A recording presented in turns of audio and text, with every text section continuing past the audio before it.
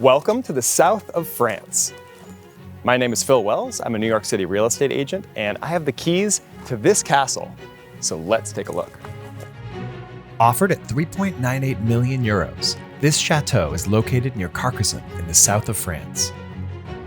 I would like to thank Vincent Kubiak at Beauvillage Immobilier for the opportunity to tour this amazing property. Welcome to the chateau. So we enter into this really spacious opening gallery, and we have 12-foot 8-inch ceilings in here. We have the original floors, this beautiful mosaic tile. This is just a really elegant way to enter the house. Coming through to one of my favorite rooms, the library. Here we have the high ceilings with the beams, with the upholstered walls. This is just a really fabulous room that looks out onto the entrance of the chateau. But coming through here, we have another luxurious room. This is the salon. This marble is the same marble that the Versailles Palace had used, so that's just fabulous.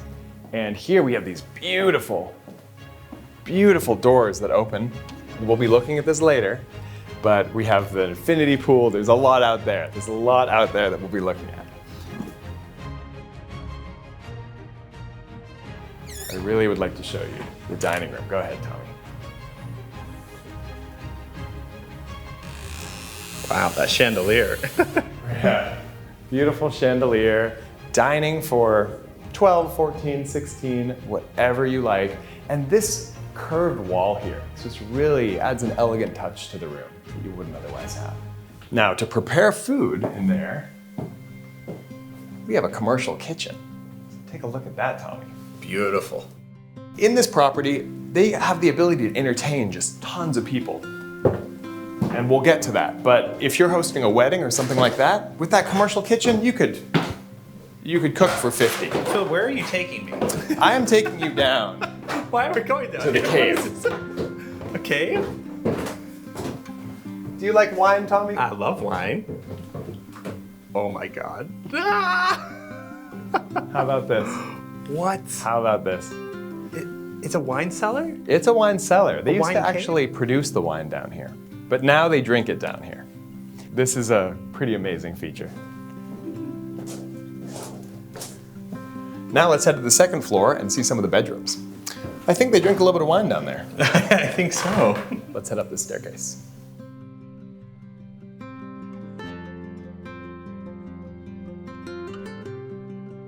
Pretty amazing staircase. All right, my security.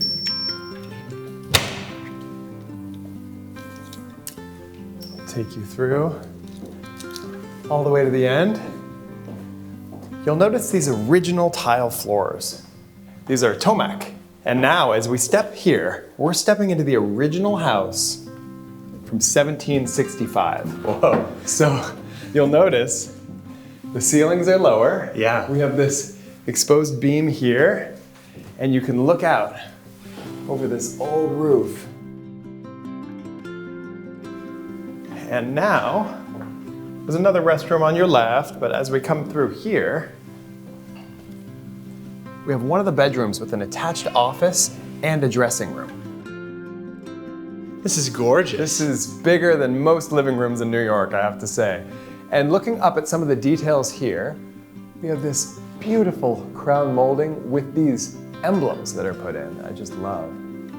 The ceilings here are super high, 11.5 feet, even on the second floor. And now, I'm gonna take you outside. Whoa. Really nice, huh? Yeah.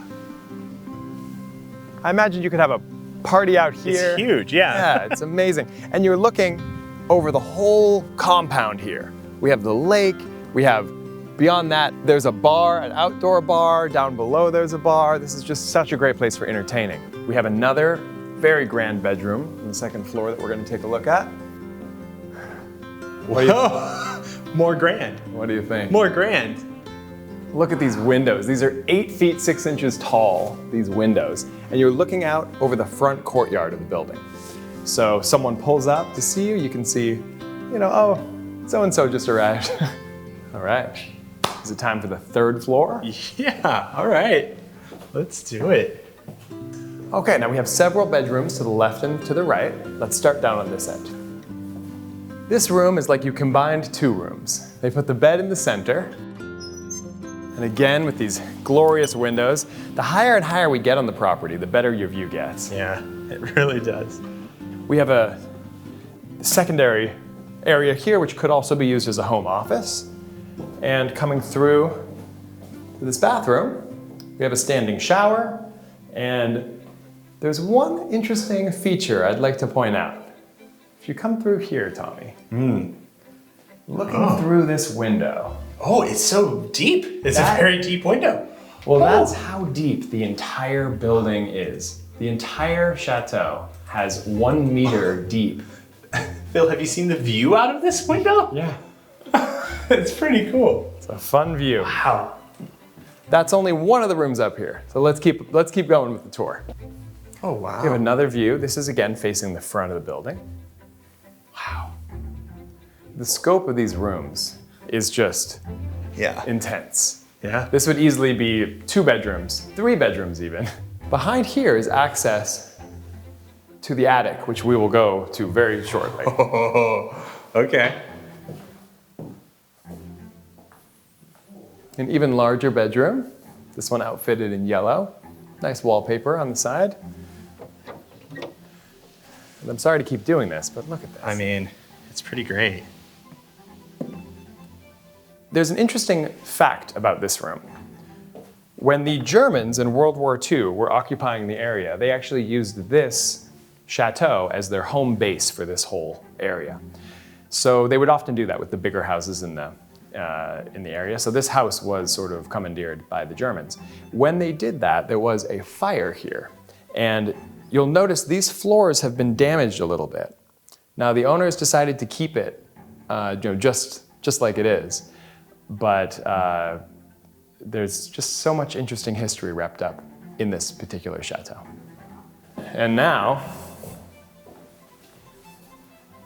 for the attic. This is my favorite part of the property after seeing it. This is the most well-lit attic I've ever seen. Whoa! Can you believe this? Wow. So my first thought with this attic was this is like where Quasimodo lives in Hunchback of Notre Dame. And it only gets more like that when you see that there's an actual working clock up here. So whoa. That's fantastic. Now, as you come through here though, this steel structure was actually made by the engineer who worked with the man who made the Eiffel Tower. So this has Eiffel Tower connections here. And look at that steel. This is just truly historic. You almost never get a steel interior structure of this age. Wow. So this was reinforced by one of the original owners when they came and built the chateau larger. So pretty fantastic piece of history here. Very cool. Real quick though, I'd like to show you the clock. Oh yes, the clock. Not working. Well, sadly. It functions though. It actually does function. They turned it off because every 15 minutes this thing is set to chime and it was bothering them. Oh my gosh. This does still work. Wow. So you can see all the gears and everything, and it pulls, I don't know, Tommy, if you can see over this heavy weight here. Yeah. Yeah, so I'm no expert in clockmaking, but this is all functioning and fascinating. That's so cool. So I just love this piece of history, and that they kept it because a lot of people wouldn't. Yeah, this is for our clock nerds. I heard there's a little rooftop situation There here. absolutely is. Okay, check this out.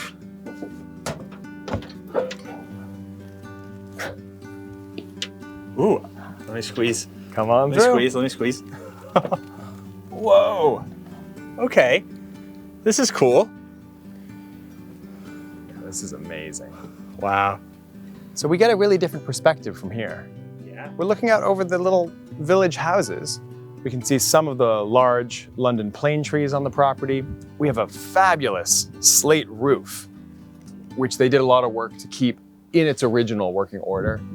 And we have a little bit of a thunderstorm. Yeah, we do. We're getting a bit of weather. We're at the high point. I feel like maybe we shouldn't stay here.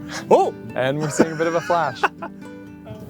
All right, should we get off this roof so we don't get zapped by lightning? All right. Sounds good. Now it's time to see some of the outside of the property. All right, we're now in the private bar of the chateau. Walking out onto the veranda, and we have an infinity pool. Look at this thing. This is beautiful. And this pool looks out over all the manicured landscape that they've done. We're starting to get a little bit of weather, but we're gonna go check out some of the grounds. This is the garden they use for the kitchen. So here we have tomatoes. I'm gonna steal one. Oh, so good. Throughout the grounds, there are winding paths, sculptures, statues, and water features that make an afternoon stroll a delight. The property has water rights to the Canal du Midi, allowing for an ornamental lake and lush plantings on the 12.3 acres of grounds. There are several outbuildings, including a 3-bed, 2-bath gatehouse that can be separately rented, and historic stables that allow for up to 16,000 square feet of additional development potential. Imagine the possibilities here. Let us know in the comments what you would do as the new owner. This is one of my favorite perspectives of the property. Looking up at the majestic chateau and having these huge trees. The closer you get to them, the bigger they look. These are as old as the property itself. If you had 3 fills, I'm not sure we could get our arms around this, tree. I don't think so. Let's continue on. We have an area that they have a pop-up bar. I think nature is saying, hey, Yeah, we see you on your beautiful chateau. it seems like we need a little bit of protection from the rain, so how about we go under this little awning? I think I've found my protection from the elements, and I think we should listen to Mother Nature, who is telling us that this property tour is over. Thanks for watching, and I'll see you on the next one. We had the pleasure of interviewing independent property consultant Vincent Kubiak, as well as the owner, about their loving restoration of this property. Subscribe and ring the bell to see those exciting interviews and our upcoming tours.